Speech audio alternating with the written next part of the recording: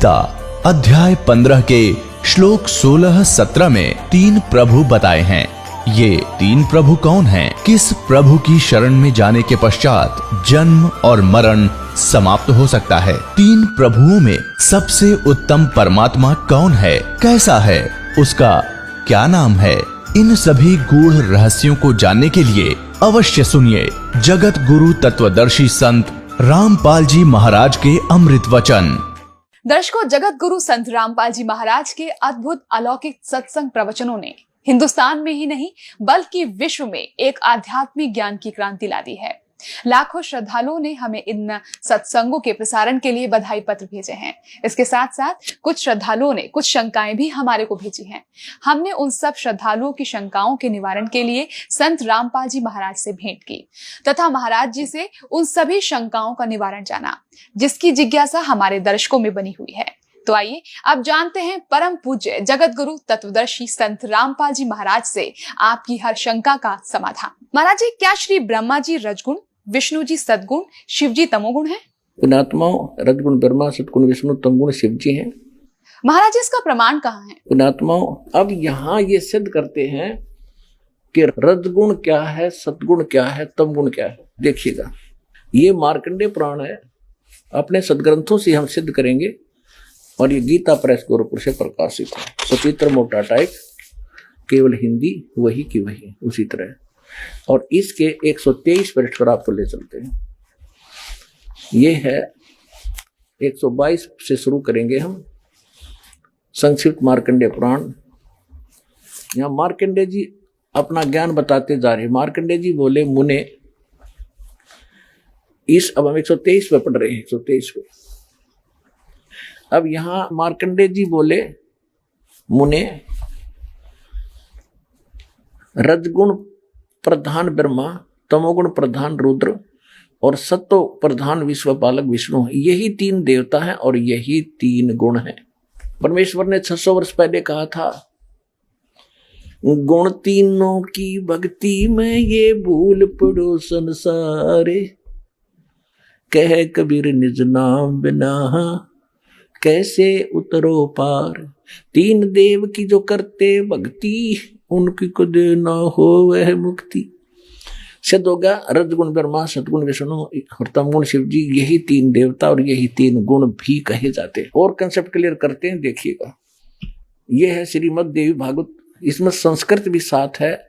ये है अथ देवी भागवतम सभाष्टीकम समात्यम खेम राशि कृष्ण दास प्रकाशन मुंबई 4। इसके हम आपको तीसरे सेकंड में ले चलते हैं। ये देखिएगा, श्री मद देवी भागवते भाषा टीका युक्ते तृतीय स्कंध प्रारंभते। यह देखना, इसके ये प्रश्न नंबर 11 पे तीसरे स्कंद में और अध्याय नंबर 5 का हम श्लोक नंबर 8वां पढ़ेंगे। 7वां समाप्त होता है। हे माता, शंकर भगवान कह रहे, हे माता, यदि हमारे ऊपर सदा आप दयायुक्त हो तो हमको तमोगुण में किस प्रकार प्रदान किया, ब्रह्मा रजोगुण और हरि सत्वगुण युक्त किए, क्यों किए? अब संस्कृत भी देखेंगे। ये संस्कृत है। ये 7वां श्लोक समाप्त हुआ, 8वां प्रारंभ हुआ। यदि दया धर्मना नसदाम्बिके कथम अहम विहित, मैं क्यों बना दिया, क्यों उत्पन्न कर दिया तमोगुण।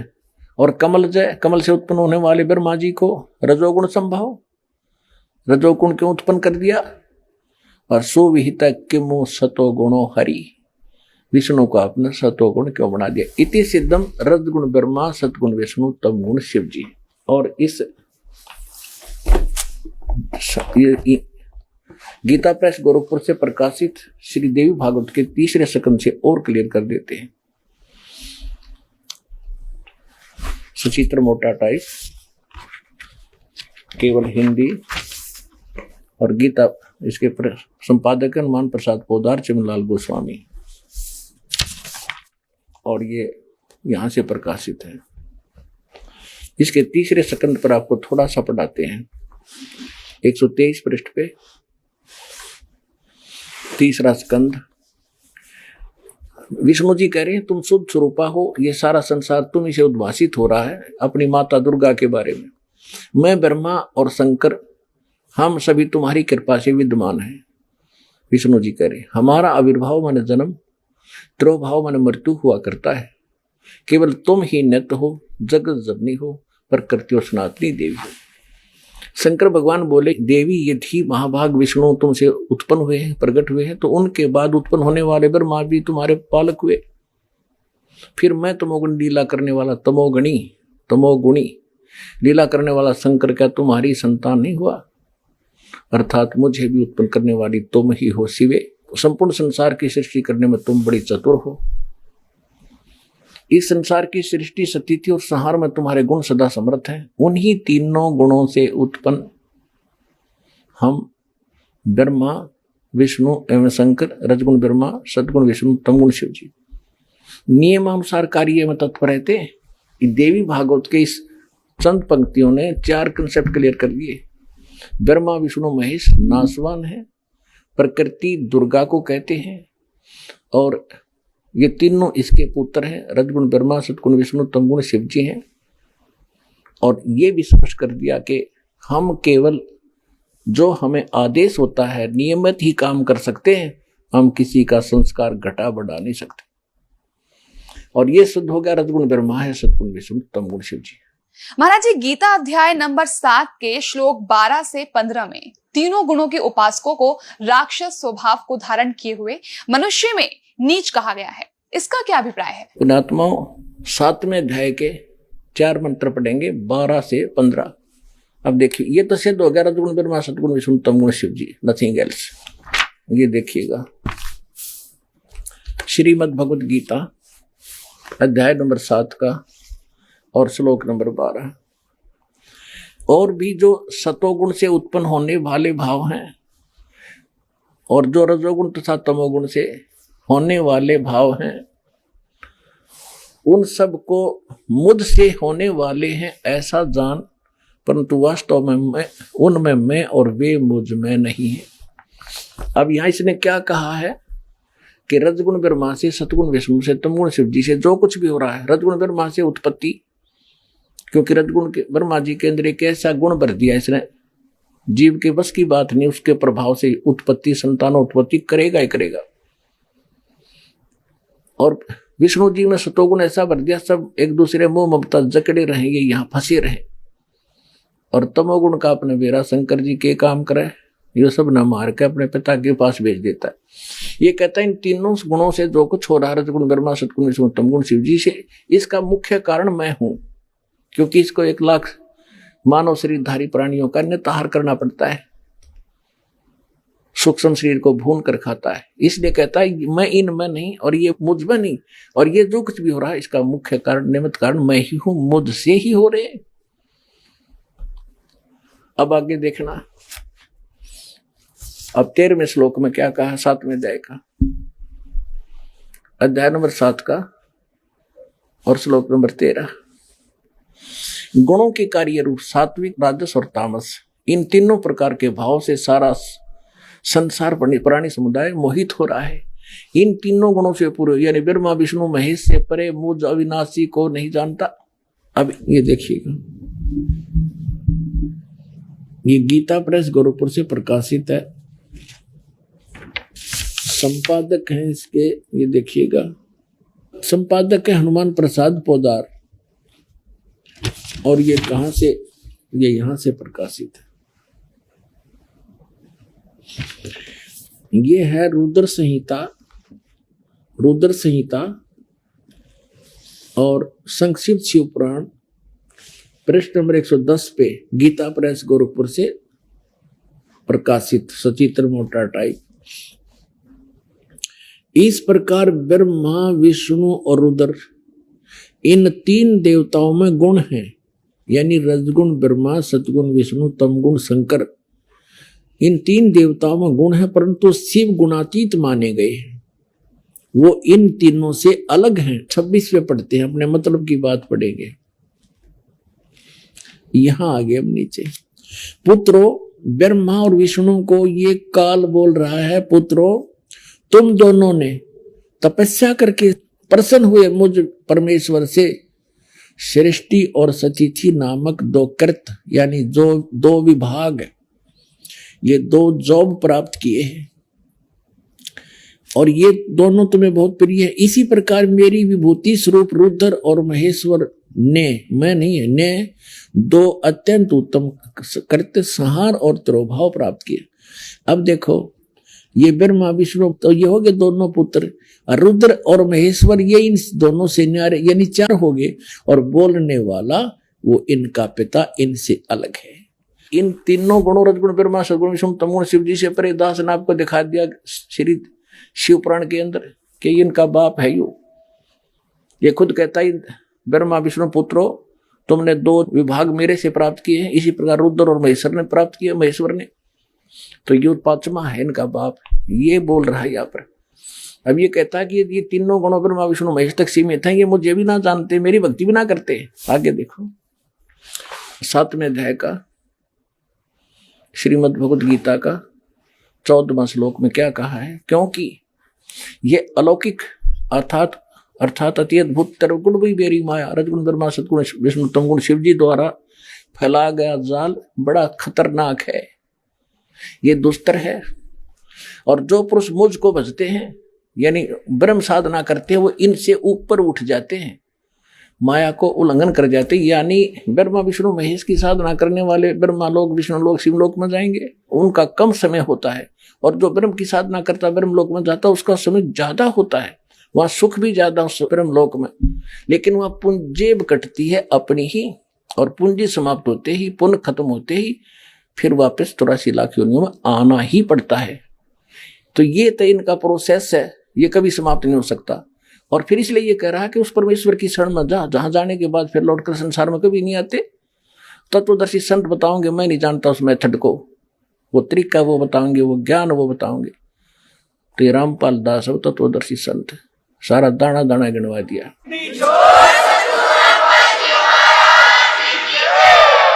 अब ये कह रहा है कि जो इनको छोड़कर ब्रह्मा विष्णु महेश को छोड़कर मेरी साधना करते हैं, इस माया ब्रह्मा विष्णु महेश से ऊपर उठ जाते हैं। जैसे मार्कंडेय ऋषि बंगाल की खाड़ी में तपस्या कर रहा था, वो नाम का जाप जपया था। जब इंद्र उसके पास गया तो उसने यही कहा था कि इंद्र ये इंद्र की पदवी छोड़ दे और अब मैं बताऊंगा साधना, ब्रह्मलोक की साधना कर ले।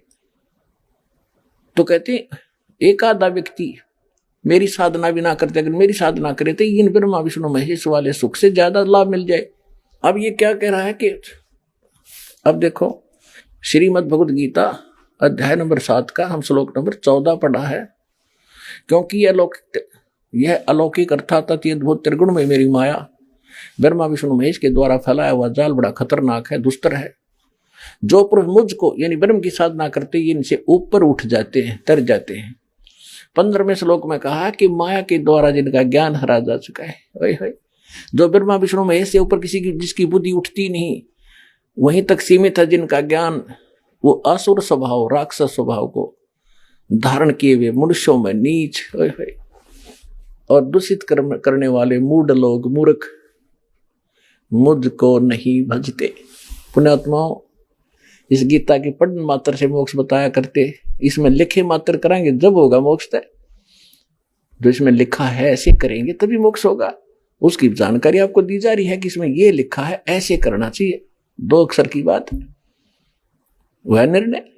अब हम क्या बताया है कि ब्रह्मा विष्णु महेश की पूजा करने साधना करने वालों को राक्षस स्वभाव को धारण किया, मनुष्यों में नीच बुरे कर्म करने वाला दूषित कर्म करने वाला मूर्ख क्यों कहा, ये थोड़ा संक्षेप में बताएंगे। जैसे हिरण्यकशिपु ने ब्रह्मा जी की उपासना की थी, विष्णु जी का दुश्मन मानना था अपने आप में, और ब्राह्मण भगत था, ब्राह्मण था, लेकिन कर्म से राक्षस कर्म से ब्राह्मण होता है। कहते हैं हिरण्याकुश छाती तड़वाई और ब्राह्मण बना और कर्म कसाई। ब्रह्मा जी की भक्ति करी, वरदान पा लिया, सुबह मरू ना शाम मरू फलान मरू ना दकड़ मरू। अपने पुत्र प्रहलाद का दुश्मन हो गया, वो भगवान की भक्ति करता था,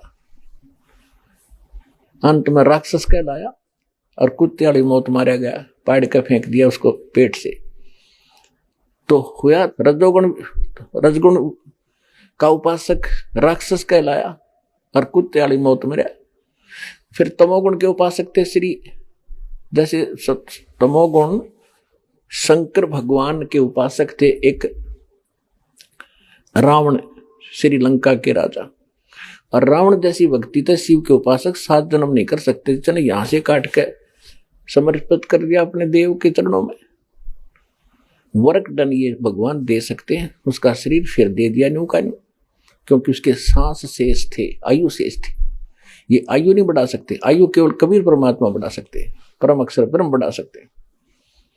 इससे खुश होकर शंकर भगवान ने उसको रिद्धि सिद्धि दे दी, फूल गया, राक्षस कहलाया और कुत्ते वाली मौत मारा गया। ये सर्वविदित है। कैसी बुद्धि भ्रष्ट हुई इसकी, पराई स्त्री को उठा लिया, शर्म नहीं आया सूरवीर होकर पराई स्त्री को उठावे। और फिर कैसे उसकी दुर्गति को प्राप्त हुआ, तो राक्षस था, 100 जोटियां का मांस खा जाया करता, 100 दारू के मटके, शराब के मटके पिया करता, खाकता फिर वो।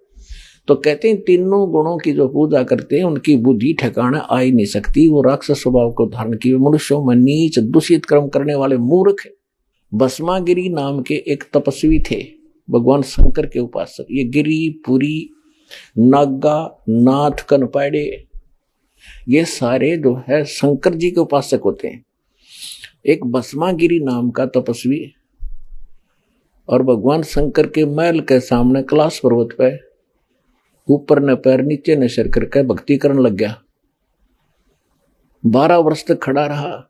एक दिन पार्वती जी ने कहा कि आप तो भगवान हो, देवताओं के देव हो, महादेव हो, सक्षम हो, समर्थ हो, आपका बच्चा क्या मांगता है पुजारी, दे दो इसको, उठाओ यहां से। भगवान शंकर ने कहा कि बोल भाई क्या मांगता है। भस्मागिरी ने कहा कि भगवान ऐसे नहीं मांगूंगा, पहले वचनबद्ध हो जाओ। भगवान शंकर ने कहा ठीक है, मैं वचनबद्ध हो गया, खड़ा हो गया। फिर आप अपना भस्म कड़ा दे दो, जो आत्मा पर रखा था उसमें शक्ति थी कि किसी के सिर पे ऊपर न्यू कर दे भस्म, वो खत्म हो जाता था, जल जाता था, राख बन जाती थी। और भस्मागिरी के मन में क्या दोष था, भगवान शंकर का उपासक, कि भस्म कड़ा प्राप्त करके और पार्वती पे आसक्त था वो। पार्वती ने पत्नी बनाऊंगा और इस शंकर न मारूंगा।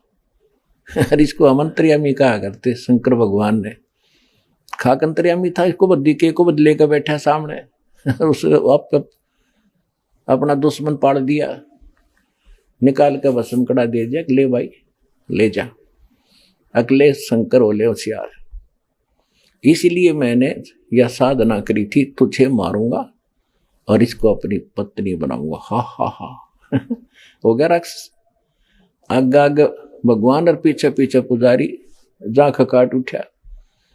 जिसको हम अविनाशी कहा करते थे, शंकर भगवान अविनाशी, अविनाशी होता तो खड़ा रहता, कहा जा करे, मार के करेगा। कबीर भगवान थे अविनाशी, दरिया में गिर दिया गंगा के अंदर और तोब के गोले चला दिए, छींट तक नहीं लगी परमात्मा के। शेख तकी ने 10 टुकड़े कर दिए थे मालिक के रात ने, शरीर के तलवारों से गुंडे ले जाकर। और चलन लगे, जब खड़े हो गए परमात्मा और कहा शेख तकी आजा, चाय पानी पी के जाइए। पसीने आ गए थे उन गुंडा के।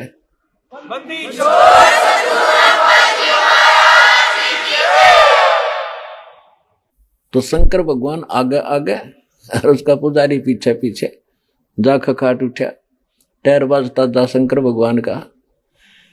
अब भगवान ने दया करी, बीच में आके खड़े हुए खुद परमेश्वर पार्वती रूप बना के, और कहने लगे भाई डट जा, कहाँ जा रहे हो, आ जाओ, मैं भी तो आपके लिए तड़प रही हूं। खड़ा हो गया जब मूर्ख, और कहा कि शंकर भगवान तो 100 किलोमीटर दूर डटेगा नहीं, तू चिंता ना करे।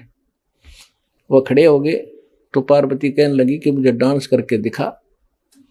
पार्वती रूप में परमात्मा थे। तो उसने कहा देखो मैं तो तपस्वी आदमी, मैंने डांस करना नहीं आता। पार्वती रूप में भगवान बोले ला मैं सिखाती हूँ, इस पैर को आगे कर, इसको पीछे कर, डर डर डर डर, फिर इसने ऊपर कर, इसने नीचे करे। जब वो सरपा आ गया और कर ऊपर, जिस हाथ में कड़ा ले रहा था ना वो सरपा आ गया उस पोड़ी बूझ के।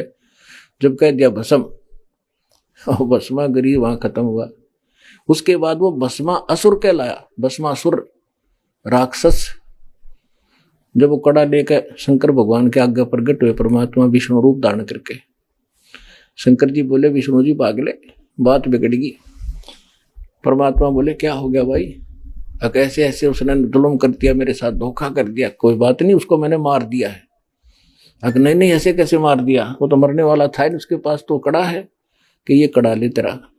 कैसे लाए, तब रुके जब कड़ा देख लिया कि कैसे लाए, कि नो ना पूछा कैसे लाए, तू चल वापस, आप चलो। जब उस भस्मागिरी की राख देख ली ना, जब शंकर भगवान के दिल की वो पल्स ठीक हुए और धड़कन ठीक हुई, तो पुण्यात्माओं हम कान डड़े डुआ रखे थे मूर्खा न मारे। और परमात्मा कहा करते, तीन देव की तो करते भक्ति, उनकी कदे ना हो भक्ति। अब विष्णु भगवान की और कथा सुना दूं। एक बार कुंभ का पर्व हुआ हर की पैड़ी हरिद्वार में, और जहां ये कुंभ का पर्व होता है, इनकी दंत कथा लोक वेद मनमाना आचरण है वैसे तो ये सारे के सारे अपने अपने ग्रुप में इकट्ठे हो जाते हैं। पुरी अलग, गिरी अलग, नागा नारे, वैष्णव अलग से, नाथ नारे, कनपाड़े अलग से। तो ऐसे ही उस दिन नागा अपने ग्रुप में, विष्णु अपने, वैष्णव अपने, विष्णु के उपासक वैष्णव कहलाते। और सभी जिस दिन वो पर भी लगनी थी, स्नान करना था, सबसे पहले नागा पहुंच गए हर की पैड़ियों पे। 10-15 हजार थे वे। पीछे से वैष्णव साधु का ग्रुप आ गया, विष्णु जी के उपासक सतोगुण के। उन्होंने नागाओं से कहा कि नागाओं, जो शिव के उपासक थे तमोगुण के, कि तुम पहले स्नान नहीं करोगे, हम सर्वश्रेष्ठ हैं, विष्णु जी के उपासक हैं, हम प्रथम स्नान करेंगे। नागा कहने लगे नहीं, हम सर्वश्रेष्ठ हैं, हम त्यागी और बैरागी, हम वस्त्र भी नहीं रखते तन पे, हम प्रथम स्नान करेंगे। तो वैष्णव साधुओं ने अब शब्द बोल दिए उनको कि तुम काहे के श्रेष्ठ हो, पशु की तरह नंगे फिरते हो, टट्टी के हाथ भी नहीं धोते, शर्ट फिरडो, राख लपेटे रहते हो शरीर के ऊपर, आज तुम स्नान करने वाले होगे, प्रथम हम स्नान करेंगे। इसी बात पर उनका झगड़ा हो गया, कत्लेआम कर डाला उन्हें। 25,000 वो शिव, ये त्रिगुण उपासक, ये ब्रह्मा विष्णु महेश के उपासक कट कर मर गए, कत्लेआम कर दिया 25,000। गंगा का पानी लाल कर दिया, वहां 100 बहा दी। तो सूक्ष्म वेद में कहा कि तीर तुपक तलवार कटारी, ओहे तीर तुपक तलवार कटारी, ये दर दर जोर बधावे हैं, और हर पैड़ी हर हेत ना जाना, वहां जाते एक जलावे हैं। ओहे देखो, कहते हर की पैड़ी कहो, भगवान का घाट स्थान बताते हो, और भगवान के घाट पर तुमने कत्लेआम कर दिया। तुम अकल है तुम्हारे अंदर? हर पैड़ी हर हेत नहीं जाना, भगवान में प्रेम नहीं तुम्हारा, और वहां जा तेग चलावे हैं और काटे शीस नहीं दिल करुणा। करुणा माने दया दुष्टों के, और ये जग में साधकवावे हैं, और जो जन इनके दर्शन भी करने जावे, उन नबियों पाठ पढ़ावे हैं, उनको भी नरक पठावे। तो पुण्यात्माओं, इसलिए गीता अध्याय नंबर 7 के श्लोक नंबर 12 से लेकर 15 में कहा कि इन तीनों गुणों की जो पूजा करते हैं, ये राक्षस स्वभाव को धारण किए वे मनुष्यों में नीच दूषित कर्म करने वाले मूर्ख कहलाए हैं। 4 गाली इकट्ठी दे रखी गीता जी में, और वहां इतना चौड़ा रास्ता था हर की पैड़ी पे, और बैठ के एक देखो, हम वैसे स्वाभाविक व्यक्ति भी कहीं स्नान कर रहा हो और कोई व्यक्ति आजा पाछे तक, मैं भी नहा लो, आजो आप भी नहा लो। आम आदमी से गिरा हुआ चरित्र इन लोगों का, और इनको साधु संत कहते हैं। तो इन तीनों गुणों के उपासक कहते राक्षस स्वभाव को धारण किए मनुष्यों में नीच दूषित कर्म करने वाले मूर्ख। तो इस प्रकार इनको 4 उपमा दी है। और पुण्यात्मा थारा तो भाग जा गया, अपना कल्याण करवा लो।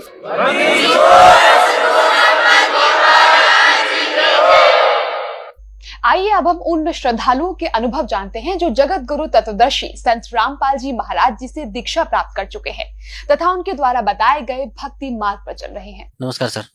सत्य साहेब जी। क्या शुभ नाम है जी आपका?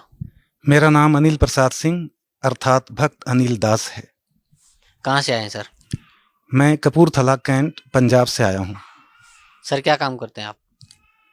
मैं केंद्रीय विद्यालय कपूरथला कैंट में वर्तमान में वाइस प्रिंसिपल ग्रेड में पीजीटी फिजिक्स हूँ और मेरी इस पीजीटी फिजिक्स पद पे 20 साल की जॉब है। इस बीच में मैंने नवंबर 2003 से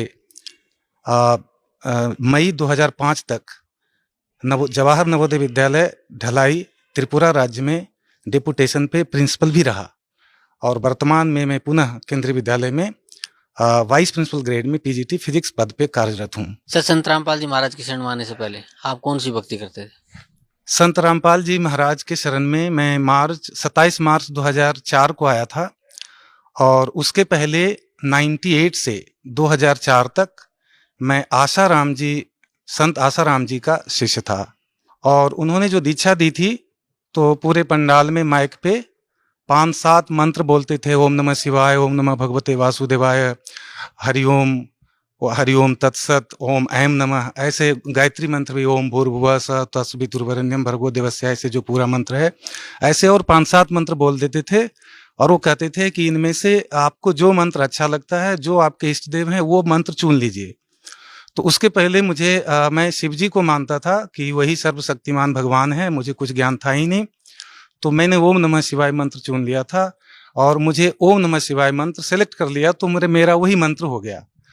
और बाद में उसके बाद एक मंत्र वो और देते थे, सोहम, और वो जाप करने की विधि वो बताते थे कि सांस बाहर जाए तो सो और सांस अंदर आवे तो अहम बोलना है।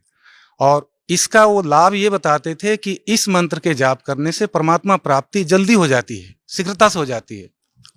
तो मुझे ये समझ में नहीं आता था कि जब ओम नमः शिवाय मंत्र जाप रहे हैं, शिव जी हमारे इष्ट हैं, तो फिर दूसरे मंत्र से शीघ्रता से क्यों आ जाती है। तो चूंकि बुद्धि नहीं थी तो मैं इस पे साइलेंट था, लेकिन ऐसे जो भक्ति बताते थे वो करता था। साथ में वो मौन मंदिर बना रखे हैं अपने आश्रमों में। तो मैं उस समय मैं राजस्थान में था, कांकरोली जिला में, तो वहाँ पे एक आश्रम था उनका। तो उस आश्रम में जाके मैं मौन भी धारण करता 24 घंटे का, 1 सप्ताह का ऐसे। और उसके बाद वो 24 एकादशी का व्रत भी बताते थे और जितने भी 4 रात्रि जागरण होते हैं, जन्माष्टमी, कृष्णाष्टमी, रामनवमी और इस तरह से, और जो 4 बताते थे वो सारा करता था। साथ में जो गणेश पूजा आ जाता था तो वो भी करते थे, नवरात्रि का पाठ भी करते थे और जो कन्याएं होती थी छोटी छोटी अविवाहित, तो उनकी पूजा भी वो बताते थे, वो सारे करता था। इन सभी क्रियाओं को उसके बाद वो जितने भी उनके आश्रम से पुस्तक निकलती थी, जितनी भी कैसेट्स निकलती थी, वो सबको मैं ध्यान से सुनता था। सारे पुस्तकों को मैं ध्यान से पढ़ता था ताकि कोई भी नई चीज आ जाए तो मैं इनको क्रियान्वित करूं। वो बताते थे चतुर्मास में जमीन पे नहीं सोना, पलंग पे नहीं सोना चाहिए, जमीन पे सोना चाहिए, तो मैं जमीन पे सोता था। काले कपड़े नहीं पहनना चाहिए चतुर्मास में, तो मैंने काले कपड़े छोड़ दी। फिर वो तिल और वो आमले के पानी से नहाना चाहिए, मेरे बाल्टी भी खराब हो गए, मैं वो भी नहाया। लेकिन इन सभी क्रियाओं को करते करते मुझे कोई भी आध्यात्मिक लाभ तो बहुत दूर की कौड़ी थी। मुझे कोई शारीरिक में जो शरीर में कष्ट और शुरू हो गए और लाभ कुछ भी नहीं हुआ। जैसे मेरे घुटने में दर्द शुरू हो गए, मुझे सर्वाइकल हो गया, मुझे डिस्क की प्रॉब्लम हो गई, और सबसे बड़ी बात जो मेरे पेट काफी खराब रहता था, इंडाइजेशन की प्रॉब्लम रहती थी। मैं उनका इतना भक्ति भी करता था, सुबह शाम, और सारे मंत्र जाप करना, सब कुछ करना, और मैं 1,000-1,500 रुपये महीने की आयुर्वेदिक दवाइयाँ खाता था और फिर भी मुझे कोई राहत नहीं होती थी। और चूंकि ज्ञान नहीं था तो मुझे उनकी भक्ति से कोई शिकायत भी नहीं थी। और इसके अलावा उन्होंने कहा एक बार कि जोग वशिष्ठ महारामायण पढ़ना चाहिए, तो मैंने वो पुस्तक ला करके पूरी पढ़ ली। अटबट क्या लिखा था मुझे उसकी कुछ समझ में तो आता नहीं था, लेकिन चूंकि गुरु ने कहा था मैं पढ़ता ही रहता था। उसमें एक चीज मैंने जरूर पढ़ा था कि भगवान राम के वो मुझे याद है, भगवान राम के जो गुरु थे वशिष्ठ जी, वो जब नगरों में निकलते थे तो गांव के जो प्रजा लोग होते थे वो उनको गालियां निकालते थे, उनसे बदसलूकियां करते थे। तो मुझे इतना लगता है कि जो सच्चे संत होते हैं, जो भी होते हैं, तो समाज को लोग उनसे घृणा करते ही हैं। उनसे जुड़े हुए मेरे में एक ये तड़प जाग गई उनसे जुड़ने के बाद, कि जैसे वो कहते थे कि संत अगर डांट दें कुछ गुस्सा करें तो भी उनसे वो समझना चाहिए हमारा सौभाग्य है। तो ऐसे भक्त के कुछ लक्षण तो मेरे में जरूर आ गए थे। वो कहते थे दूसरे संतों की वो सत्संग नहीं सुनना, लेकिन मेरे अंदर वो ऐसी तीव्र जिज्ञासा थी कि हम जहाँ भी रहते थे आसपास में किसी भी संत का सत्संग होता था मैं सुनता ही था। वहां से उनकी सीडी लाना, कैसेट लाना, सारी बुक्स लाना कि कोई भी अच्छी चीज मिल जाए, अच्छी क्रिया मिल जाए तो मैं उसको करना चाहता था। आसाराम जी बहुत सारे कैसेट निकालते थे, बहुत भयावह, जैसे मौत की मौत, उसको मैं रात को 10-11 बजे कैसेट को अंधेरे एक कमरे में लगा के सुनता रहता था ताकि मुझे परमात्मा मिल जाए। और दूसरे संतों के भी सत्संग में भी जाता रहता था। तो मैं उनसे संत बताते थे कि अनन्य भक्ति से परमात्मा की प्राप्ति होती है। तो फिर मैं सोचता था कि हमें मंत्र शिव जी का दिया गया है, ओम नमः शिवाय, शिव जी हमारे इष्ट हैं, लेकिन हमें रामनवमी भी मनाने को कहा जाता है, हमें विजयादशमी भी मनाने को कहा जाता है, हमें दुर्गा की पूजा भी करने को कहा जाता है, हमें हनुमान जयंती भी मनवाया जाता है, माने सारी देवी देवताओं की, और श्राद्ध भी निकलवाया जाता है। तो फिर ये अनन्य भक्ति कैसे हुआ? तो फिर हमें परमात्मा मिलेंगे नहीं। तो मैं किसी संत से पूछ दिया, एक हिसार में बहुत सारे संत आया करते थे, तो मुझे वो समझाया करते थे कि जैसे आप शिव जी के को अपना इष्ट मानते हो, तो अगर भगवान राम के मंदिर में जाओ तो आप ये मानो कि ये राम नहीं है, ये शिव हैं, तो आपकी भक्ति अनन्य होगी। लेकिन मुझे ये नहीं समझ में आया ही नहीं, मैं संतुष्टि मुझे नहीं हुई कि राम की मूर्ति और शिव कैसे हो सकते हैं। तो फिर ये मुझे संतुष्टि नहीं होती। फिर ये सत्संग में जो सभी संतों के पास में जाता था तो वो बताते थे कि ब्रह्मा विष्णु महेश त्रिदेव हैं, और परमात्मा के भी जिक्र करते थे कि परमात्मा हमारे रक्षक हैं, सब सृष्टि रचनहार हैं, परमात्मा कोई और हैं। तो मैं उनसे सवाल करता था कि जब ब्रह्मा विष्णु महेश अगर देव की संज्ञा में आते हैं तो परमात्मा कौन है? तो ये संत हमें बताते थे कि फिर तो आपको उपनिषद का ज्ञान देना पड़ेगा। तो ऐसे यहां से कहीं भी एक तरफ ये सुनाते थे कि ब्रह्मा जी, विष्णु जी और शिव जी अमर हैं, दूसरी तरफ इन्हीं की कथाओं में सुनाते थे कि ब्रह्मा जी की आयु 100 वर्ष है। तो मेरी समझ में नहीं आता था कि जब ये अमर हैं तो फिर इनकी आयु 100 वर्ष ही है, तो 100 वर्ष तो फिर ये अमर कैसे हुए? फिर मैं चूंकि मैं शास्त्रों को भी पढ़ता था, मैंने शिव पुराण और ये विष्णु पुराण, ब्रह्मा पुराण ये सब पढ़ा। तो शिव पुराण में शुरू में पढ़ता था तो उसमें ये मैंने पढ़ा, मुझे समझ में आता था बंदी छोड़ सतगुरु रामपाल जी के शरण में आने से पहले कि ब्रह्मा और विष्णु की उत्पत्ति शिव से हुई। शिव पुराण पढ़ने में हमने ये समझ में आया। और जो विष्णु पुराण पढ़ा मैंने तो उसमें विष्णु जी से शिव जी और ब्रह्मा जी की उत्पत्ति हुई। तो हिसार में एक दीन दयालु जी जो संत हैं उनका भी सत्संग यहाँ खूब हुआ करता था, मैं वहां भी सुनने जाता था। उनसे मैंने पूछा कि शिव पुराण में ब्रह्मा और विष्णु की उत्पत्ति शिव से लिखी गई है और विष्णु पुराण में विष्णु से शिव जी और ब्रह्मा जी की उत्पत्ति लिखी हुई, ये कैसे संभव है? तो बहुत गुस्से हो गए कि तुम कुछ नहीं जानते हो और तुम नास्तिक हो और तुम ऐसे सवाल करते हो। और फिर कहा, बाद में मैं चुपचाप रहा क्योंकि हमें बताया गया था कि संत अगर डांटते भी तो उसमें भगत का कल्याण समझना चाहिए। तो इस भाव से मैं चुपचाप ऐसे रह गया कि मैं तो अज्ञानी हूं। तो फिर बाद में उन्होंने कहा कि ऐसा है कि किसी कल्प में शिव रूप में परमात्मा आते हैं और सभी को उत्पत्ति करते हैं और ऐसे ऐसे होता है। लेकिन ये मुझे संतुष्टि यहाँ से नहीं मिली थी। इस बंदी छोड़ सतगुरु रामपाल जी के शरण में आने से पहले हमें कोई भी आध्यात्मिक संतुष्टि नहीं मिली, शारीरिक कष्ट दूर नहीं हुए।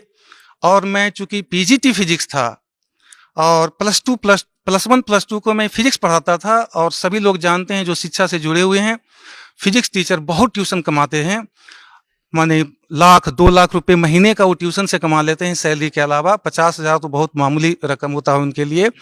तो उन दोनों मुझे लगता था कि मैं ज्यादा से ज्यादा ट्यूशन कमाऊं, मुझे ध्यान उधर ही रहता था। लेकिन जब मैं बंदी छोड़ सतगुरु रामपाल के शरण में आया तो मुझे उधर से माया से बिल्कुल मन हट गया। संत रामपाल जी महाराज की शरण में आने से पहले आप संत आसाराम जी महाराज से जुड़े हुए थे, और भी आप बता रहे थे कि भाई बहुत से संतों के पास गया, अपने प्रश्नों का हल ढूंढा। तो इस सिलसिले में आप और किन किन संतों से मिले? इस सिलसिले में मैं एक नाम तो मुझे याद नहीं है, आर्य समाज के एक से जुड़े हुए एक संत थे, तो उनका मैंने एक सत्संग सुना था कि राम जो जपते हैं तो जब प्रलय होता है तो राम में 2 अक्षर हैं, रा और म, नष्ट हो जाता है ये। लेकिन जो ओम अक्षर है वो अविनाशी है और ओम की साधना करने से उसका मोक्ष होता है, वो जन्म मृत्यु से रहित होता है। तो इस बीच में अवधेशानंद जी का भी सत्संग हिसार में बार बार हुआ करता था। उन दिनों में 2004 से पहले तक उस तक मैं हिसार में मेरी पोस्टिंग थी। 2003 के जनवरी फरवरी या मार्च में हमने, चूंकि उन दिनों जब मैं उनसे जुड़ा हुआ था तो सभी संतों का सत्संग भी सुनता था, और टीवी चैनल पे जितने भी संतों के सत्संग आते थे, जितना मुझे समय मिलता था मैं खूब सुनता रहता था। और किसी दिन छुट्टी होती थी तो लाइव सत्संग जो संतों के आते थे वो मैं बैठ जाता था। एक दिन शाम को मैं चैनल को छेड़ते छेड़ते मैं ऐसे चैनल लग गया जो बंदी छोड़ सतगुरु रामपाल जी महाराज जी का उस पर सत्संग आ रहा था। तो ये गीता जी को खोल के वहां से अनुवाद बता रहे थे, और उसके पहले मैंने जो सत्संग जितने भी सुने थे वो कहानी टाइप के सुनाते थे, कोई पुस्तक का आधार नहीं था। तो पहले तो मेरी ये प्रतिक्रिया रही कि ये कैसे संत हैं, ये तो पुस्तक देख के सुना रहे हैं। क्योंकि मैं टीचर था, मैं बिना पुस्तक पढ़े देखे ही फिजिक्स को क्लास में पढ़ाता हूँ, +1 +2 का पढ़ाता था। तो फिर भी चूंकि मुझे सत्संग सुनने की आदत थी तो मैं ध्यान से सुनने लगा। तो बंदी छोड़ सतगुरु रामपाल जी उस समय एक श्लोक, गीता जी के एक श्लोक सुना रहे थे, पढ़ के बता रहे थे गीता जी को, गोरखपुर से जो प्रकाशित है। और उसमें बता रहे थे, वो पढ़ के सुना रहे थे कि रजगुण, तमगुण और सतगुण प्रकृति से उत्पन्न तीनों गुण जीवात्मा को शरीर में बांधते हैं, अर्थात उनको बंधन में रखते हैं, मोक्ष मुक्त नहीं होने देते। फिर उन्होंने दैवी भागवत पुराण निकाल के उन्होंने पेज नंबर 123 पे उन्होंने बताया कि वो रजगुण, तमगुण, सतगुण, ये जो रजगुण ब्रह्मा जी हैं और तमोगुण शिव जी हैं और सतगुण विष्णु जी हैं। और बाद में मार्कंडेय पुराण के 123 नंबर पृष्ठ पे भी उन्होंने बताया कि रजोगुण प्रधान ब्रह्मा जी हैं, सतोगुण प्रधान विष्णु जी हैं और तमोगुण प्रधान शिव जी हैं। ये तीन ही देवता हैं, ब्रह्मा विष्णु महेश, और तीन ही गुण हैं, रजगुण, तमगुण और सतगुण। तो उन्होंने इस तरह से वहां से कॉन्सेप्ट क्लियर किया कि रजगुण, तमगुण, सतगुण ये कोड वर्ड है और इसको तत्वदर्शी संत ही विश्लेषण कर सकता है। और गीता जी में ये जो रजगुण, तमगुण, सतगुण का मतलब ब्रह्मा विष्णु महेश है। तो मुझे बहुत उत्सुकता हुई, मैं टीचर भी था, मैं फिजिक्स का टीचर हूं, कि आगे और क्या बताएंगे, ये ज्ञान हमने पहले कभी सुना नहीं था। तो उसके बाद उन्होंने फिर समझाया, इस बात को एक्सप्लेन किया कि ये कैसे जीवात्मा को शरीर में बांधते हैं। जैसे मनुष्य जीवन में भक्ति किया या नहीं किया, मृत्यु हो गई, ब्रह्मा विष्णु महेश इन तीनों गुणों की पूजा की तो मृत्यु होगी। तो चूंकि ये शास्त्रानुकूल भक्ति नहीं है, तो इनकी मृत्यु होने के बाद अगर मान लो मेरे पिछले पुण्य ज्यादा हैं तो फिर मनुष्य जीवन मिल जाएगा। फिर भक्ति करेंगे या नहीं करेंगे, फिर कुत्ते बन गए तो कुत्ते के शरीर मिल जाएंगे, फिर गधे की, फिर बिल्ली की, फिर 84 लाख योनियों में जाएंगे। अर्थात एक शरीर से दूसरे शरीर में आत्मा जाती रहेगी और ये पूर्ण मोक्ष को प्राप्त नहीं होगी। और उन्होंने एक श्लोक और बताया था कि ब्रह्मा भी, उसमें जो श्लोक गीता जी अध्याय नंबर 7 के मंत्र 12 से 15 तक में विश्लेषण कर रहे थे कि माया के द्वारा जिनका ज्ञान हरा जा चुका है, मनुष्यों में नीच मूर्ख लोग, दुष्कृति न दुष्कर्म करने वाले लोग मुझको भी नहीं भजते। तो उनको माया मतलब त्रिगुण माया होती है, रजगुण, तमगुण, सतगुण। तो गुरु जी ने विश्लेषण कर रहे थे कि जो ये तीनों देव की भक्ति करते हैं वो उस गीता ज्ञानदाता भगवान की भी भक्ति नहीं करते हैं। सर, संत रामपाल जी महाराज की शरण में कैसे आए?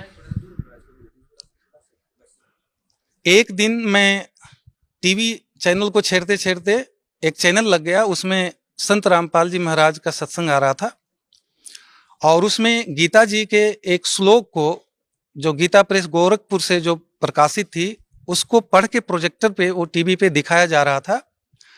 और उसमें ये श्लोक था, रजगुण, तमगुण, सतगुण प्रकृति से उत्पन्न तीनों गुण जीव आत्मा को शरीर में बांधते हैं। ये हिंदी अनुवाद गुरुजी बता रहे थे और इसका संस्कृत भी उन्होंने पढ़ के एज इट इज सुनाया था।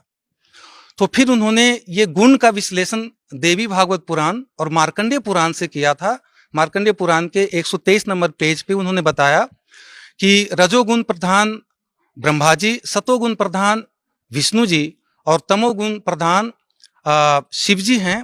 और ये तीन ही देवता हैं, ब्रह्मा विष्णु महेश, और तीन ही गुण हैं, रजगुण, तमगुण और सतगुण। और फिर इसी का दूसरा प्रमाण उन्होंने दैवी भागवत पुराण के पेज नंबर 123, उसका भी पेज नंबर 123 जो गीता प्रेस गोरखपुर से प्रकाशित था, उस पे विष्णु जी अपनी महिमा, माता की, दुर्गा माता की महिमा गा रहे थे और वो बता रहे थे कि मैं अर्थात विष्णु जी, ब्रह्मा और शंकर तुम्हारी कृपा से विराजमान हैं और हमारा तो आविर्भाव अर्थात जन्म और तिरोभाव अर्थात मृत्यु हुआ करता है, केवल तुम ही नित्या हो, जगत जननी हो, प्रकृति और सनातनी देवी हो। गुरु जी ने बताया था कि प्रकृति शब्द याद रखना, ये गीता जी समझने में काम आएगी। और आगे फिर उन्होंने उसी 123 नंबर के दूसरी साइड में जो भगवान शंकर बोल रहे हैं कि हे माता, यदि ब्रह्मा जी को उत्पन्न करने वाले आप हो और विष्णु जी को भी आपने ही उत्पन्न किया है, तो क्या तमोगुनी लीला करने वाला मैं शंकर क्या तुम्हारी संतान नहीं हुआ, अर्थात मैं भी तुम्हारा ही संतान हुआ।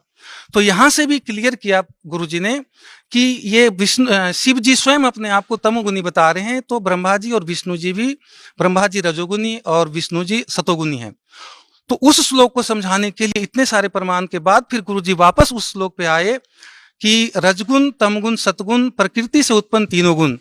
प्रकृति वहां दुर्गा को कहा गया था, इसका मतलब दुर्गा से उत्पन्न ब्रह्मा विष्णु महेश और जीवात्मा को शरीर में बांधते हैं, मतलब हम सभी जीवात्मा को मुक्त नहीं होने देते। उन्होंने गुरु जी ने समझाया था कि जैसे मनुष्य जीवन समाप्त हो जाएगा, हमारे पुण्य नहीं है तो हम पशु बन जाएंगे, पक्षी बन जाएंगे, किसी और योनि में चले जाएंगे, ज्यादा पुण्य है तो देवता बन जाएंगे।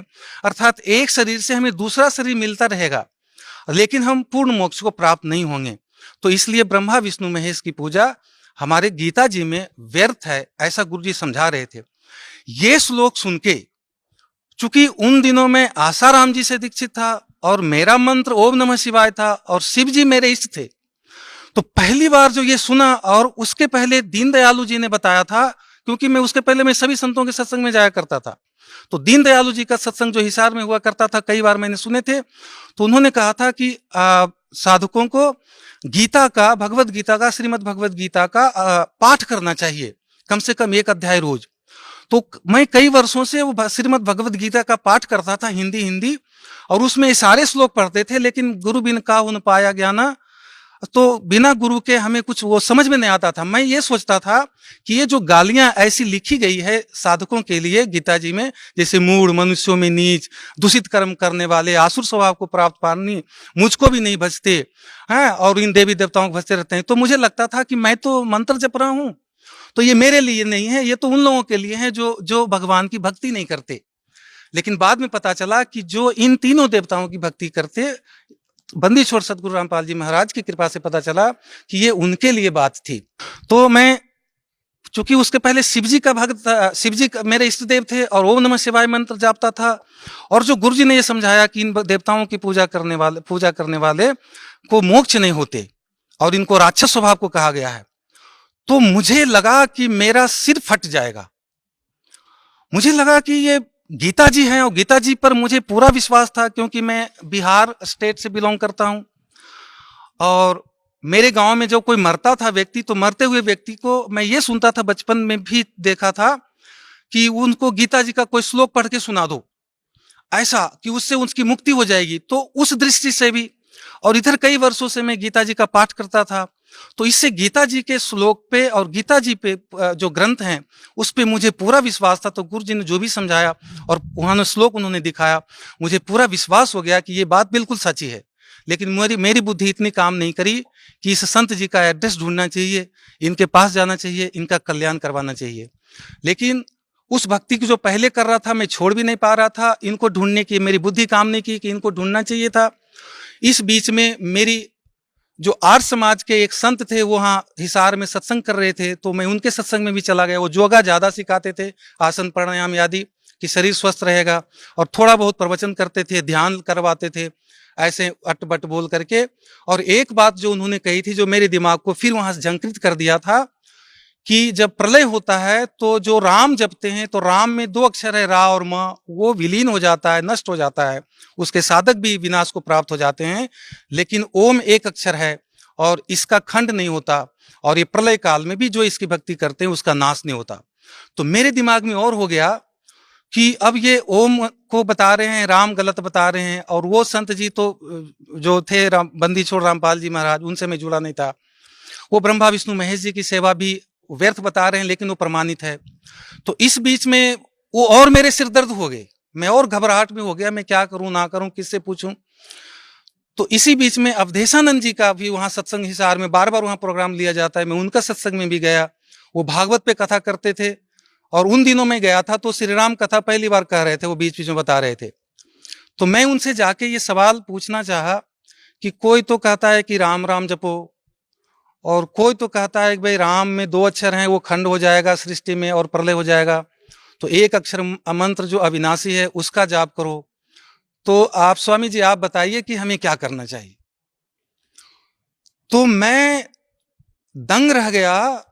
उनका जो अवधेशानंद जी का रिएक्शन, एक संत कहलाते हैं वो समाज में, आज तो मुझे तत्व ज्ञान हो गया, वो संत कहलाने लायक है नहीं, लेकिन उन दिनों तो मैं उन्हें संत मान रहा था, स्वामी जी मान रहा था। वो बहुत जोर से मेरे ऊपर गुस्सा किए और कहे तुम नास्तिक हो, तुम आर्य समाजी हो, तुम इस तरह के सवाल करते हो। तो मैं बिल्कुल स्टन रह गया कि मैंने क्या गलती करी, मैं तो मूर्ख हूं ही, अज्ञानी हूं ही।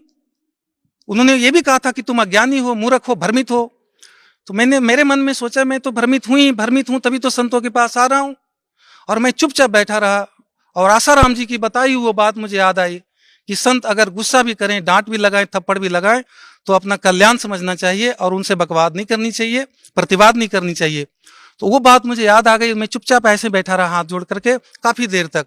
और उनका टीवी पत्रकार लोग इंटरव्यू ले रहे थे। तो थोड़ी देर के बाद उनको शायद लगा कि इसमें भगत के कुछ लक्षण हैं। उन्होंने कहा कि तुम्हारे क्या सवाल थे, आप ऊपर वाले कमरे में आना, मैं वहां बताऊंगा। तो मैं थोड़ी देर के बाद ऊपर वाले कमरे में गया। तो फिर ऊपर वाले कमरे में जाकर उन्होंने फिर ये बताया कि ऐसे तो 21 ब्रह्मा, 21 विष्णु हैं, महेश हैं और 21 ब्रह्मांड हैं, लेकिन तुमको वो सब जानने की जरूरत नहीं है। तुम जो भी भक्ति कर रहे हो वो तुमको पूर्ण मोक्ष की प्राप्ति हो जाएगी, जैसे सारी नदियां समुद्र में मिल जाती है।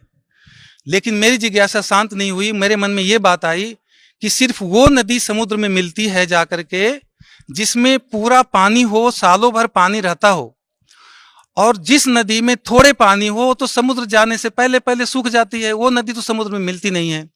तो मुझे उनकी बातों से ये हुआ नहीं। और इस बीच में मेरी पोस्टिंग त्रिपुरा हो गई। मैं वहाँ डेपुटेशन पे प्रिंसिपल बन के चला गया।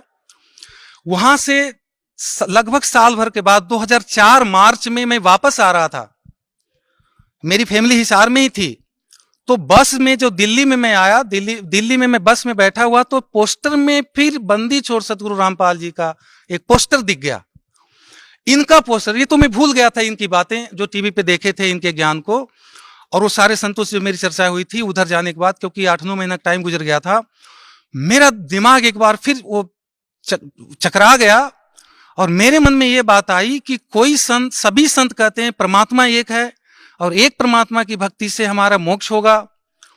और सभी संत के इष्ट देव अलग अलग, सभी के मंत्र अलग, सभी की साधनाएं अलग, सभी की क्रियाएं अलग।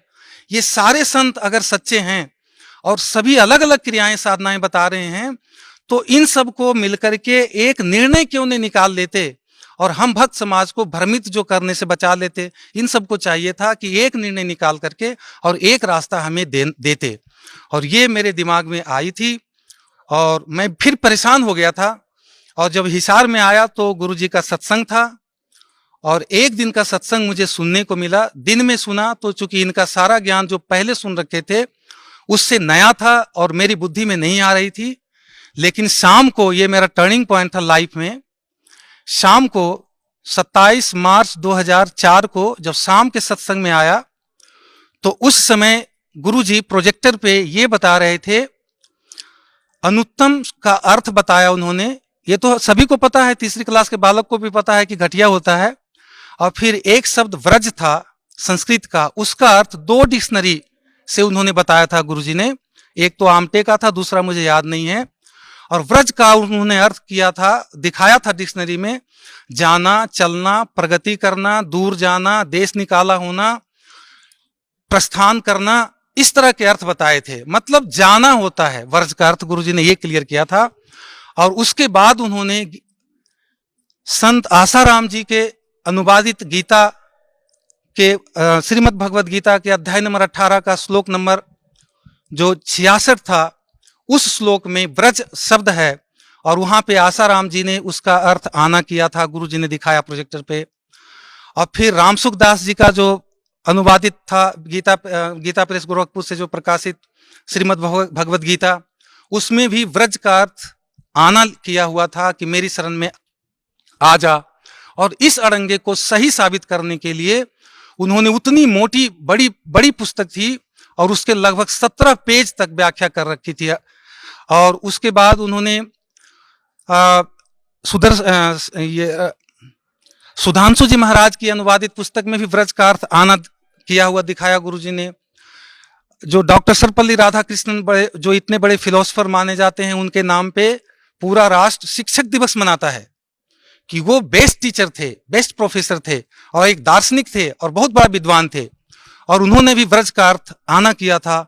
ऐसे और कई अनुवादकों द्वारा, संतों द्वारा अनुवादित वो उन्होंने गुरुजी ने दिखाया था। उस श्लोक में व्रज का अर्थ सभी ने आना किया था। इस्कोन वाले एक दिखाए थे जिन्होंने शब्दार्थ में तो व्रज का अर्थ जाना लिख रखा था, और जो संस्कृत श्लोक जो 18 गीता श्लोक नंबर अध्याय नंबर 18 का श्लोक नंबर 66 का जो अर्थ करने लगे तो वहां पर मेरी शरण में आजा कर दिया था। और दूसरी जो शब्द थे अनुत्तम, और सभी संतों ने, इन सभी संतों ने अनुत्तम का अर्थ अति उत्तम किया था गीता जी अध्याय नंबर 7 के श्लोक नंबर 18 का। जब ये दो श्लोक का अनुवाद प्रोजेक्टर पे गुरुजी ने बताया था तो मुझे ऐसा लगा कि इस पृथ्वी पे किसी भी संत के पास कोई भी आध्यात्मिक मार्ग नहीं है, आध्यात्मिक ज्ञान नहीं है। अगर उनके पास आध्यात्मिक ज्ञान होता तो गीता के श्लोकों के अर्थों का वो अनर्थ नहीं करते, और अनुत्तम का अर्थ अति उत्तम होता ही नहीं जो उन्होंने किया है। व्रज का अर्थ जाना है, जिसका अर्थ आना किया है। तो अगर ज्ञान किसी के पास सत्य ज्ञान है तो बंदी छोड़ सतगुरु रामपाल जी महाराज जी के पास है, और पूरे पृथ्वी पे, क्योंकि जगत गुरु भारत ही रहा है, तो भारत से बाहर किसी संत के पास ये ज्ञान हो ही नहीं सकता। और भारत वर्ष में जो वर्तमान में जितने संत हैं सभी से अनुवादित गीता से हमें ये स्पष्ट हो गया था कि किसी के पास कोई ज्ञान नहीं है।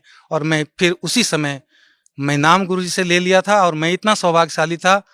आज मैं उस दिन को याद करके मैं भावुक हो जाता हूँ। मैं और मेरा बेटा, जो नाम एक बार भी नाम नहीं जपा, सुभाष था, और एक कोई और बुजुर्ग व्यक्ति थे, सिर्फ 3 व्यक्ति था। 27 मार्च 2004 को हिसार जो पुलिस लाइन में गुरुजी का सत्संग था, आज तो वहाँ कुछ कंस्ट्रक्शन हो गए हैं, और मुझे गोद में लेके पुचकार करके वो कहते थे, बेटा तुम्हारा भाग्य उदय हो गया, परमात्मा तुमसे राजी हो गए, तुम्हें मोक्ष मिलेगा और तुम्हें परमात्मा मिल गए।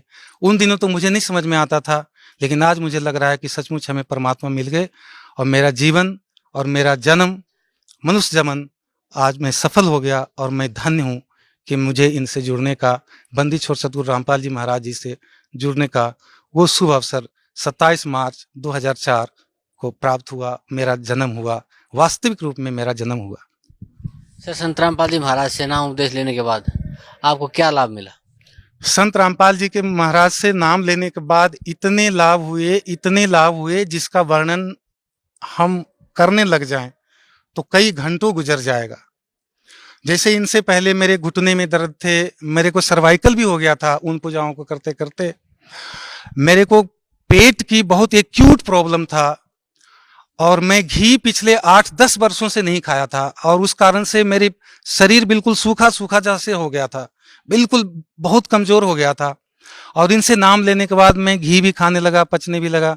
मेरे घुटनों के दर्द, मेरे डिस्क की प्रॉब्लम थी, स्लिप डिस्क की प्रॉब्लम थी, ये सारे ठीक हो गए।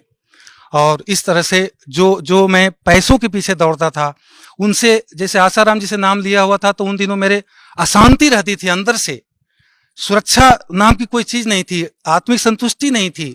मैं हर संतों के पास दौड़ता था कि वहां से कुछ मिल जावे, वहां से कुछ मिल जावे, लेकिन फिर भी हमें संतुष्टि नहीं थी। और इनसे नाम लेने के बाद मुझे संपूर्ण आत्मिक संतुष्टि भी मिली और शारीरिक सुख भी मिला।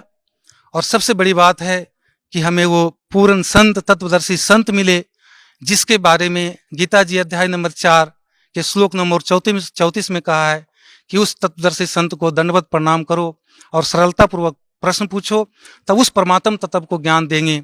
और उसको प्राप्त करने के बाद जो जिसका बारे में गीता जी अध्याय नंबर 15 के श्लोक नंबर 4 में कहा है कि उस तत्वदर्शी संत मिलने के बाद उस परम पद की खोज करनी चाहिए जिसमें गए हुए साधक पुनः लौटकर इस संसार में नहीं आते। तो मुझे वो विधि मिल गई, और मुझे वो संत मिल गए, और मुझे वो परमात्मा मिल गए। सर, भगत समाज को क्या संदेश देना चाहते हैं आप? मैं भगत समाज को यही संदेश देना चाहता हूं कि मनुष्य जीवन बहुत ही दुर्लभ है। सभी संतों ने मनुष्य जीवन की बहुत महिमा गाई है। सभी ने कहा है कि देवता लोग भी मनुष्य जीवन प्राप्त करने के लिए तरसते हैं। ये तो बंदी छोड़ सतगुरु रामपाल जी के शरण में आने से पहले भी वो अनाड़ी जो संत हैं वो भी ये बात को बताते थे। और हम यहाँ की साधना करके स्वर्ग लोग जाना चाहते थे, ये कितनी बड़ी दुविधा है, हमारी मूर्खता थी, क्योंकि बिना तत्वदर्शी संत के ये अज्ञान हमारा मिट नहीं सकता था। मनुष्य जीवन, देवता भी अगर मनुष्य जीवन लेने के लिए तरसते हैं और मनुष्य जीवन प्राप्त करके अगर हम फिर भी स्वर्गलोक, जो जितने संत, बंदी छोड़ सतगुरु रामपाल जी के अलावे जितने भी संत हैं भारतवर्ष में, वर्तमान में या पहले के, सतयुग से लेकर आज तक, उनकी साधना स्वर्ग से अधिक की नहीं है। स्वर्ग में देवता लोग रहते हैं और देवता लोग मनुष्य जीवन प्राप्त करने के लिए तरसते हैं। तो ये बात उनको समझना चाहिए, सारे भक्त समाज को, कि मनुष्य जीवन प्राप्त करके स्वर्ग प्राप्ति नहीं है। स्वर्ग से आगे रित धामा, जो गीता जी अध्याय नंबर 18 के श्लोक नंबर 62 में बताया गया है, उस शाश्वत स्थान को प्राप्त करने के लिए तत्वदर्शी संत की तलाश चाहिए। और वो तत्वदर्शी संत पूरे पृथ्वी पे, बल्कि 21 ब्रह्मांड में बंदी छोड़ सतगुरु रामपाल जी महाराज जी हैं। इनके अलावे पूरे 21 ब्रह्मांड में, इस पृथ्वी पे, इस भारत भूमि पे कोई संत है नहीं।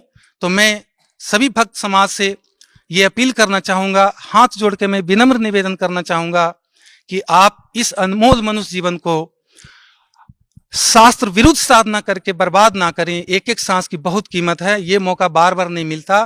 पृथ्वी पे पूर्ण परमात्मा कबीर देव संत रामपाल जी महाराज के रूप में स्वयं प्रकट हैं। ये तत्वदर्शी संत की भी भूमिका कर रहे हैं। इनके पास शास्त्र प्रमाणित ज्ञान है, इनके पास सारे मंत्र हैं, मोक्ष के कंप्लीट कोर्स हैं। इनसे जुड़ने के बाद आपको शारीरिक सुख मिलेंगे, सांसारिक सुख मिलेंगे, अर्थ, धन, मोक्ष और काम, ये सभी कुछ मिलेगा। पूर्ण मोक्ष को प्राप्त होंगे आप, जिसके बारे में कहा गया है गीता जी अध्याय नंबर 15 के श्लोक नंबर 4 में कि तत्वदर्शी संत मिलने के बाद उस परम पद परमेश्वर की प्राप्ति ढूंढना चाहिए, उस परम पद को ढूंढना चाहिए जिसमें गए हुए साधक लौटकर पुनः इस संसार में नहीं आते। तो आपको वो पद मिलेगा जिसके बारे में गीता जी अध्याय नंबर 18 के श्लोक नंबर 62 में बताया गया है कि उस परमेश्वर की शरण में जाओ, उसके कृपा से तुम्हें परम शांति और शाश्वत स्थान को मिलेगा, को प्राप्त होगे। तो वो परम शांति और शाश्वत स्थान देने वाले तत्वदर्शी संत गीता जी अध्याय नंबर 4 के 34 वाले संत सिर्फ और सिर्फ बंदी छोड़ सतगुरु रामपाल जी महाराज हैं। इनके शरण में सभी भक्त समाज को आना चाहिए और वो मान बड़ाई को छोड़ के और वो झूठी साधना को छोड़ के आप साधना चैनल पे शाम को जो सत्संग आता है वो सुनिए। ज्ञान गंगा पुस्तक अगर आपको मिल जावे तो वो पुस्तक पढ़िए, सारा ज्ञान प्राप्त करिए। और अगर कोई भगत आपसे पूर्ण परमात्मा, मोक्ष की, भक्ति की और संत बंदी छोड़ सतगुरु रामपाल जी महाराज के बारे में कोई जानकारी देते हैं तो आप उनको ध्यान से सुनिए और परमात्मा की शरण में आकर के अपना मनुष्य जीवन को सफल करिए, पूर्ण मोक्ष वाली भक्ति को प्राप्त करिए। मैं भक्त समाज से यही निवेदन करना चाहूँगा। Sir, thank you so much. महाराज जी, गीता ज्ञानदाता गीता अध्याय 7 के श्लोक 18 में अपनी गति को अनुत्तम क्यों कह रहा है? पुणात्माओं, जैसे अभी तक किसी भी हम अपने धर्म गुरु से पूछा करते थे कि श्रीमद् भगवत गीता अध्याय नंबर 7 के श्लोक नंबर 18 में गीता ज्ञानदाता अपनी गति को अनुत्तम क्यों कह रहे हैं? अनुत्तम, तो ये क्या कहते हैं कि अनुत्तम नहीं कह रहे हैं, अनुत्तम का उन्होंने अर्थ बदल दिया। कहते जिससे उत्तम कोई और ना हो वह अनुत्तम कहलाता है। रब फुटे भाग हमारे, ऐसे गुरु मिले हमें। अनुत्तम, अनुत्तम माने बैड अंग्रेजी में, और उत्तम गुड, श्रेष्ठ। कहीं पर बैड लिखा हो किसी सेंटेंस में और उसका अर्थ कोई गुड लिख दे तो कितनी बुद्धि होगी उस इंसान की।